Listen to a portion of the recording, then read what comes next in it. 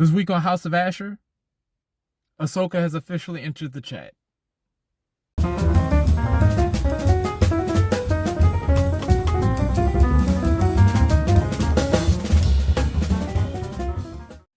Once again, another reliable episode. I tuned in last week, didn't get the update that there wasn't going to be an episode last week. I was kind of disappointed, so I was glad to come back. So this week, we've got a lot of tensions rising. We've got Ashur's love interest promised to marry Pompey based on her father's wishes, that whole arranged marriage situation.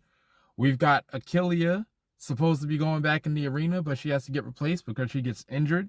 So Tarkon's father, Claudius, is taking his shot as champion, because he was named champion in a sparring session, but then that kind of got delayed because the Doctore was leaving, so he became Doctore. But then Doctore's reason for leaving, otherwise known as Operator, got iced, so he came back, became Doctore again. So Claudius is back.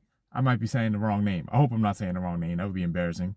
Anyway, Tarkon's dad is champion again and is going to fight in Achillea's stead. We got Hilera all in love with Ashur because Ashur had an opium-fueled encounter with her in last week's episode, and he was envisioning the woman who's promised to marry Pompey, and Hilera didn't know that. So Hilera tries to get close to Ashur, and Ashur's like, hey man, listen, you're the top slave around this piece. You run it when it comes to the other women here. I'm never going to feel anything for them, what I feel about you. But that's within the context of this house. Outside of here, where the real people are, my heart's already with somebody. So she's all broken up about it. So, of course, as we covered in the early episodes, when Messia didn't have those, when Hilera did not return feelings for Messia was all heartbroken because she loves this girl. So Hilera goes crawling back, and Messia's like, hey man, sorry, I've since moved on. So then you got Tarkon. Tarkon finds out that his dad is sleeping with Achilea, who he hates. Like, he really doesn't like her. He's waiting for the day he gets to kill her. So he disowns his dad. So everybody's taking relational L's in this episode. Ashur plays down on his luck very, very well. Like, I was looking at Nick Terabay throughout this episode, and he's just sad the whole episode because things are just not working out. And we're coming off of the episodes where that snake Ashur really came back up to the forefront. So there's a lot of me that's just like, I don't really care what's happening to you because you're garbage, so you deserve all this. But damn, Nick Terabay's acting is so great that when you see Ashur just looking like this kicked puppy, you know what I mean? Like, you see that and you're just like, I want you to succeed. And then we get to the climax of the episode. Tarkon's dad, standing as the champion of House of Ashur, goes into the arena to fight Proculus's champion. Ashur needs his champion to pull this out, because by this time in the episode, he's already had to break Hilera's heart. He already finds out the woman he's feeling has been promised to another. Achilea can't fight, so he has to tell the crowd, sorry, the woman y'all came here to see, she's not gonna be able to stand, so I got this other guy that nobody knows, so everybody's booing him. It's just L after L after L in this episode. Lo and behold, Proculus got his hands on a woman gladiator.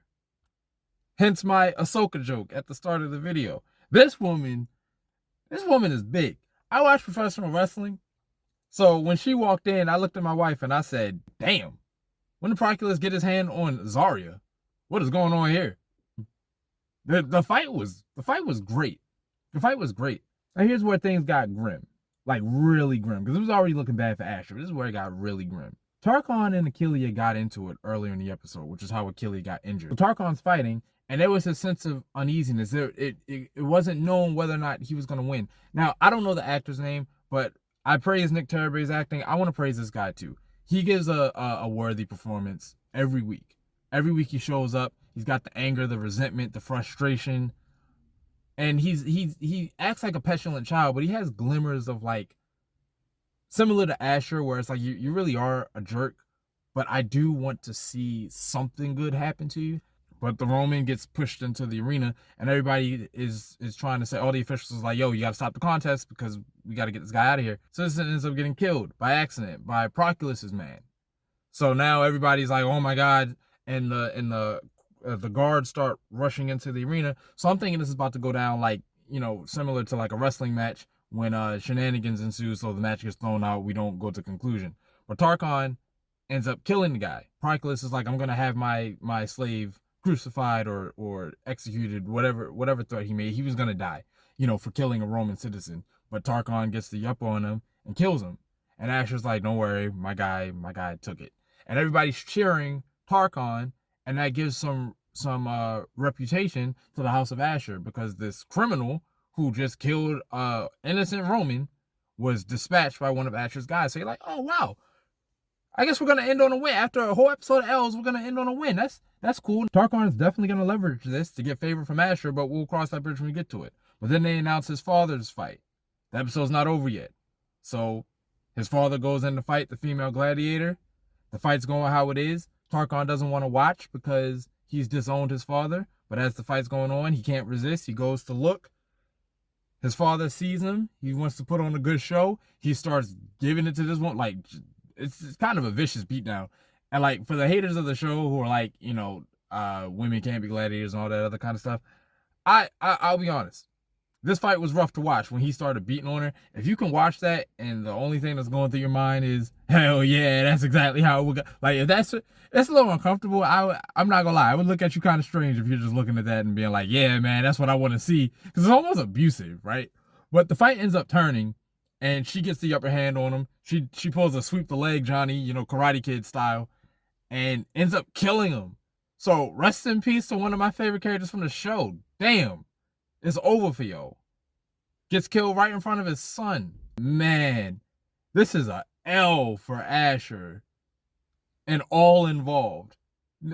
Proclus came out on top, but all the people that you're rooting for, L after L after L this episode, man. So once again, props to Nick Tarabay for his acting in this episode. Props to the team for putting this episode together.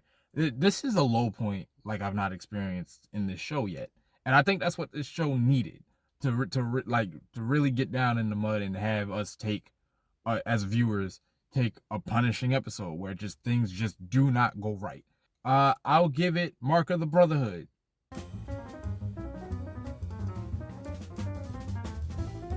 Man, having a exchange with a guy that you're into or a gal that you're into, and you remember having this intimate moment with him, and they told you to call him this or whatever, and you think you're in there, you try to revisit it, and then they're like, hey man, sorry, that was heat of the moment, you kind of misread that. Bro, I'd rather you just stab me in the heart than say that to me. Just kill me, because we've all been there, right? Pour one out for Hilara.